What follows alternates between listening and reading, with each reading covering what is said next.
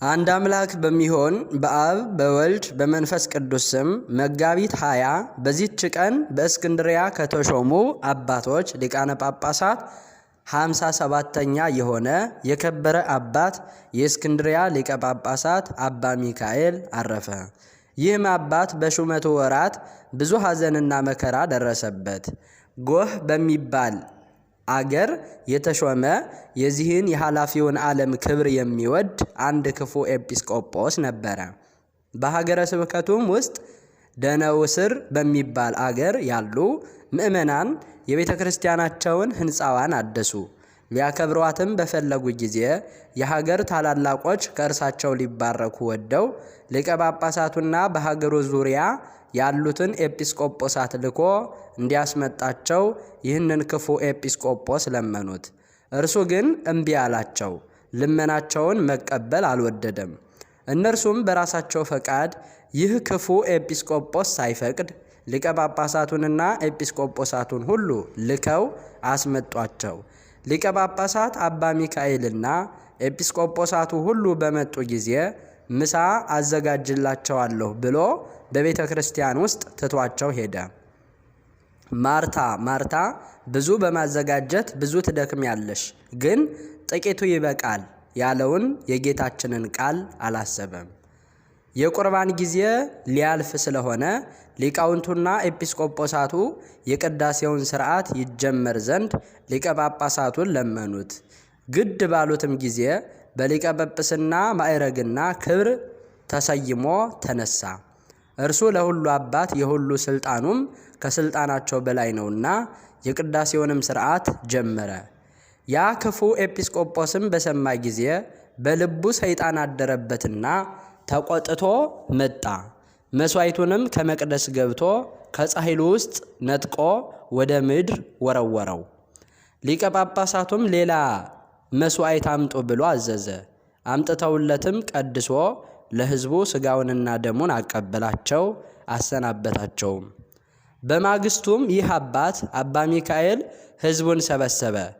ከእርሱ ጋር ያሉትንም ኤጲስቆጶሳት ካህናቱንና የምእመናንን አንድነት ሰብስቦ ይህንን ክፉ ኤጲስቆጶስ ከሹመቱ ሽረው በእርሱ ፈንታ ሌላ ኤጲስቆጶስ ሾሙ። ይህም ለአስቆሮቱ ሰው ለይሁዳ ሁለተኛ የሆነ የምስርን አገር ወደሚገዛ ስሙ አህመድ ወልደ በጥሎን ወደተባለው ሹም ሄደ። ይህን አባት አባ ሚካኤልን እንዲህ ሲል ነገር ሰራበት። በሊቀ ጳጳሳቱ ዘንድ ብዙ የወርቅና የብር ገንዘብ እንዳለ እንዲሁም አብያተ ክርስቲያናት የወርቅና የብር ንዋየ ቅድሳትን የተመሉ እንደሆኑ መኮንኑ ሆይ እወቅ አለው። መኮንኑም ይህንን አባት ወደ እርሱ አስቀርቦ ንዋየ ቅድሳቱን እንዲሰጠው ፈለገ። እርሱም ሥጋዬን እንደፈለግክ አድርግ፣ ነፍሴ ግን በእግዚአብሔር እጅ ናትና ብሎ ከለከለው። እጆቹንና እግሮቹን አስረው በእስር ቤት እንዲጥሉ ታዘዘ። በእስር ቤትም ከ1 ዓመት በላይ ኖረ። በእስር ቤት ውስጥም በኖረበት መጠን ከለምለም እንጀራና ከጨው ከበሰለ አተር በቀር ሳይበላ ሁልጊዜም ይጾም ነበረ። ከዚያ በኋላ አንድ ጸሐፊ ምእመን ዮሐንስ የሚባል መጥቶ ለዚህ ለከበረ አባት አባ ሚካኤል ዋስ ሆነው። ለመኮንኑ አባ ሚካኤል 20,000 የወርቅ ዲናር እንዲሰጠው ሆኖ ከወህኒ ወጥቶ ወደ ቤቱ ሄደ። ጥቂት ቀን ተቀመጠ። ታላላቆች ምእመናንና የአስቄጥስ ገዳም መነኮሳት 10,000 የወርቅ ዲናር ሰበሰቡ። ደግሞ የእስክንድርያ አገር ሰዎች ከምድራቸው አንዱን ለ10,000 ዲናር ሸጡ። 20,000 እስከሚሞላ ሰበሰቡ። ሊቀ ጳጳሳቱም ለመኮንኑ ይህንን 20,000 የወርቅ ዲናር ሰጠው። መኮንኑም 10,000 የወርቅ ዲናር እንደ ግብር ሆኖ በየዓመቱ እንዲከፍል ጽፎ አስፈረመው። ጊዜውም ሲቀርብ ይህ አባት አባ ሚካኤል ከምእመናን ሊለምን ተነስቶ ወጣ።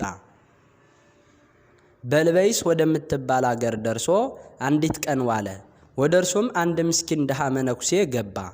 ከሊቀ ጳጳሳቱም ቡራኬ ተቀብሎ ተመልሶ በበር አጠገብ ከረድኡ ጎን ቆሞ አትዘን፣ በልብህም አትተክዝ፣ ከዛሬቱ ዕለት እስከ 40 ቀኖች ትድናለህ፣ በላይህ ያለውን የዕዳ ደብዳቤ ትቀበላለህና ለመኮንኑ ምንም አትሰጠውም ብለህ ለአባትህ ሊቀ ጳጳሳት ንገረው አለው።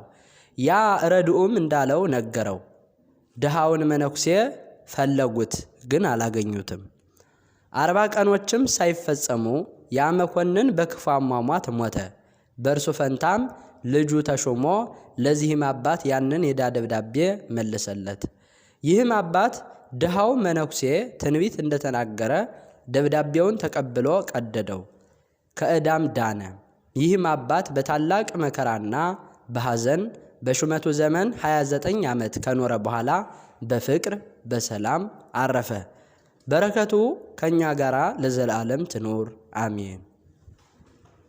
በዚህችም ዕለት የክብር ባለቤት ጌታችን ኢየሱስ ክርስቶስ ጻድቅ ሰው አልዓዛርን ከሞተ በኋላ በአራተኛው ቀን ከሙታን ለይቶ አስነስቶት ነበርና ስለዚህች ምልክት ገናናነት ብዙዎች አመኑበት። ለጌታችን ኢየሱስ ክርስቶስ ከቸር አባቱና ሕይወት ከሆነ መንፈስ ቅዱስ ጋር ምስጋና ይሁን ለዘላለም አሜን። ቅድስትና ሰማዕት አስጠራጢኒቃ። በዚህችም ዕለት የተመሰገነችና የከበረች ተጋዳይም የሆነች አስጠራጦኒቃ ስለ ክርስቶስ ምስክር ሆና ሞተች። የዚህች ቅድስት አባቷ ጣዖት አምላኪ ነው። እርሷ ግን በክብረ ባለቤት በክርስቶስ የምታምን ናት። ሥጋዋም እስቲከሳና እስቲደርቅ መልኳም እስቲጠወልግ ድረስ በስውር ትጾማለች፣ ትጸልያለች። 15 ዓመት በሆናት ጊዜ እናትና አባቷ ምን ያከሳሻል አሏት። እርሷም እኔስ ኃጢአቴን ይቅር ይለኝ ዘንድ የክብር ባለቤት ወደሆነ ወደ ጌታዬ ኢየሱስ ክርስቶስ እጸልያለሁ አለቻቸው። አባቷም በሰማ ጊዜ ወደ ቢጣሪዎስ ሂዶ የልጁን ሥራ ነገረው። እርሱም ወታደሮች ልኮ ወደ እርሱ አስመጣት። ለጣዖትም እንድትሰግድ መኮንኑ አባበላት። እምቢ ባለችውም ጊዜ ወደ ወህኒ ቤት አስገቧት።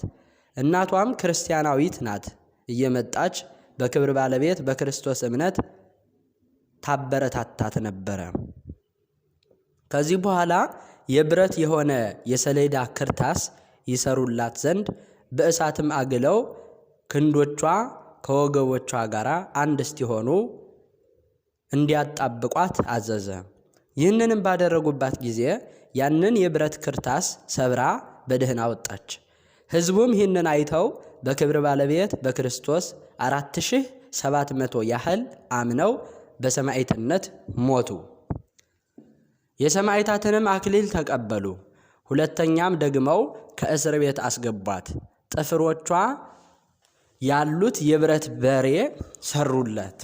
ሆዷን ያስወጓት ዘንድ ሊሰቅሏትም ወደ እርሷ አቀረቡት። ይህንንም ባደረጉባት ጊዜ በጌታ ኃይል በሬው ወዲያና ወዲህ ተከፈለ። ሕዝቡም ይህንን ባዩ ጊዜ በክብር ባለቤት በጌታችን 985 ያህል ሰው አምነው በሰማዕትነት አረፉ። ከዚህ በኋላ መርዝን የተመሉ እባቦች ጉድጓድ ውስጥ ጨመሯት። በጸለየችም ጊዜ እንደ ትቢያ ሆኑ።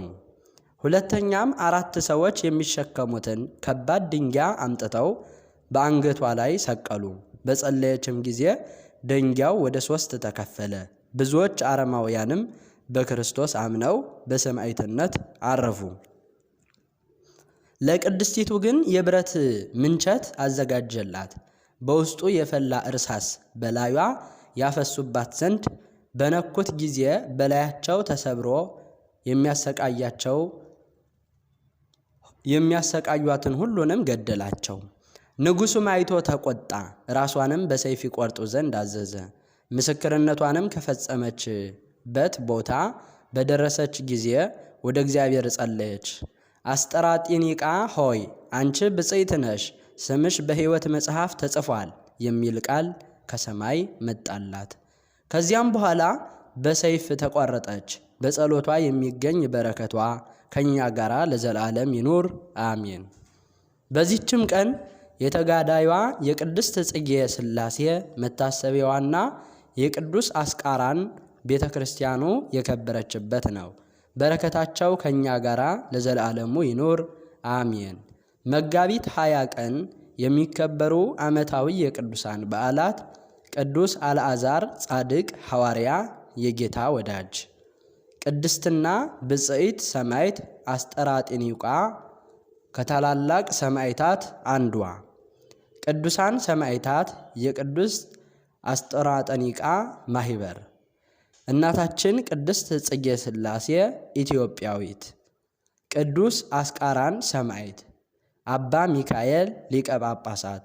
ወርሃዊ በዓላት ቅዱስ ቴዎድሮስ ሊቀ ሰራዊት ሰማዕት፣ ቅዱስ ዮሐንስ ሐጺር፣ ቅዱስ አክሎግ ቀሲስ፣ ቅዱስ አፄ ካሌብ ጻድቅ ንጉሠ ኢትዮጵያ፣ አባ አሞኒዮስ ዘሃገረ ቶና፣ ቅድስት ሳድዥ የዋሂት። ዘአቅረብኩ ማሕሌተ አዘኪርየ አእላፈ እምለተ ጸምዱከ ዘልፈ ለእለ ያነብብ ተወከፍ ዘንዴትየ መጽሐፈ እንተረሰይከ እግዚኦ ጸሪቀ መበለት ወኩፈ እምእለ አብኡ ብኡላን ዘተርፈ ነቢያት ቅዱሳን ሰባኪያን ሰማዕታት ጻድቃን መላእክት ትጉሃን ደናግል አዲ ወመነኮሳት ሄራን ባርኮ ባርኮ ጉባኤ ዛቲ መካን እስከ አረጋዊ ልሂቅ ወምንዑስ ሕፃን ለዘ ጸሐፎ በክርታስ ወለዘ አጸሐፎ እንዘይደርስ ለዘ አንበቦ ወለዘ ተርጎሞ በልሳን ሐዲስ ወለዘ ሰምዓ ቃሎ በእዝነ መንፈስ በጸሎተ እሞ ማርያም አራቂተ ኩሉ እምባይስ ኅቡረ ይመሃረነ ኢየሱስ ክርስቶስ አሜን። ይማረን።